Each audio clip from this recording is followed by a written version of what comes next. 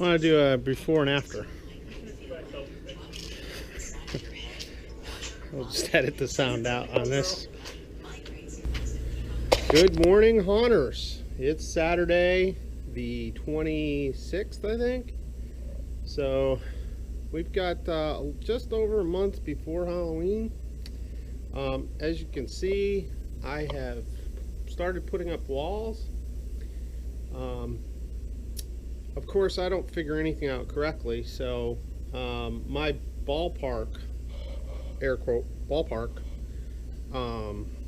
estimates were completely off.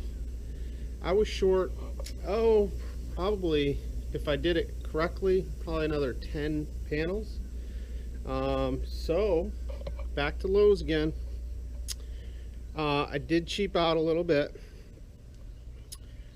I went with one panel that's that 550 OSB junk that's probably going to fall apart before the end of before Halloween gets here, but and then the rest of these I went with this framing, which is pretty low cost. These are like 90 cents, but it's just got to get me through, and I'm going to put them in kind of areas that aren't really going to have a lot of contact with our trick-or-treaters. But yeah, thought I was done. Spent the morning painting. Lots of fun. Okay, so I'm going to just take you through quickly through the haunt. The outside part, the inside's still a mess, and we're missing a few walls here, but I'll kind of take you through. So I thought the first thing I would do is kind of start them on the outside and walk them pretty much all the way around. I do have this fence to the side, so my plan is to do something in here because it'll be really dark. I'm going to put maybe just a couple lights so people can see where they're going, but nothing bright. And then you kind of round this corner. I had to come out a little bit on this wall, and you'll see why, because I wanted to kind of use this pad as much as I could. So we come through here. I'm actually going to have this contraption I built here, so it's going to kind of go across, almost like where insane people would check in before heading into the facility. That's the plan anyway. So there is going to be a wall that goes all the way across here, so we'll just pretend that's there right now. I've got to have access to get things like the golf cart out. So we're going to head this direction, and as you can see, some of the walls are unpainted. I am going to do something with them. I did paint a few of them today. I kind of like that look of everything being odd and not the same color all the way through, although, you know, so that works for a lot of haunters, but I just like the randomness. I try to keep some sort of order in how I do things. I like to go from lighter colors to inside of the haunt, inside of the garage haunt, very dark panels and whatnot, so except for like the bathroom scenes and whatnot. So you kind of come around here. Hopefully you guys can see this. And kind of come through here. This will be blocked off, and then kind of out here, and then there's a little bit more of a maze here I've got to finish building up, and then you're going to go through the garage. I've got a few panels up. I've just got a lot of cleaning to do.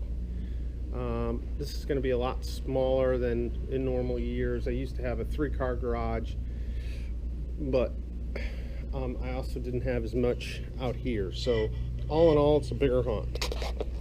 I'm trying to spend a little bit of time fixing some of these older tombstones. I've dry locked the tops in some of the places where the paint has chipped off. I didn't do the whole thing. I'm going to try to blend it. Hopefully I can blend it pretty good. This one was really old, and it was in rough shape, so I dry locked the front. I guess I didn't do the back, but and then I don't have time to put new epitaphs on and whatnot, so I'm just gonna repaint it. One other thing I was going to show you guys, thanks to Allen Hops, I did pick up one of these. I haven't tried it yet, just sitting here toying with it, trying to figure out how it works. Airbrush, it's 10 bucks at Harbor Freight. The other big thing I picked up at Harbor Freight, which I don't have out here, but I picked up a tarp that was camouflage, which I thought was pretty cool. It is huge. It's let's see, like 20 feet by 30 feet, I think. So it should cover just about all the outside haunt, and it's that plasticky type material, not like black plastic. And that was, I want to say, $39. I know they have a lot of coupons and things there, but I thought the camouflage would look better than blue tarp. No offense to anybody who has blue tarp. And it was only 10 bucks more for the camouflage, so I said, hey, as long as I'm spending money, might as well keep spending it, you know. Yeah, all right, so it's a Saturday night build. Spending a few hours out here, just tying up a few things, putting up walls in the garage. Just kind of show you the the flow here. There's a door right here. I don't know if you guys can see that or not, but they're going to kind of come down this hallway, and then I've just got things everywhere, so don't mind those. This is going to be covered up, just gives access to the house, and then we kind of wind around here.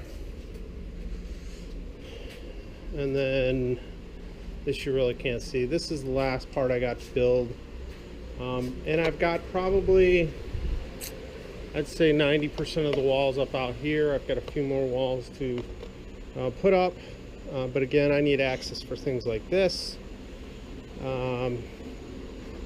So I can't put up everything until probably the second or third week in October. And I'm going to put this outside. I just don't want to do so until the last minute. So yeah, it's coming along. It's about 90 something degrees out right now, but yeah.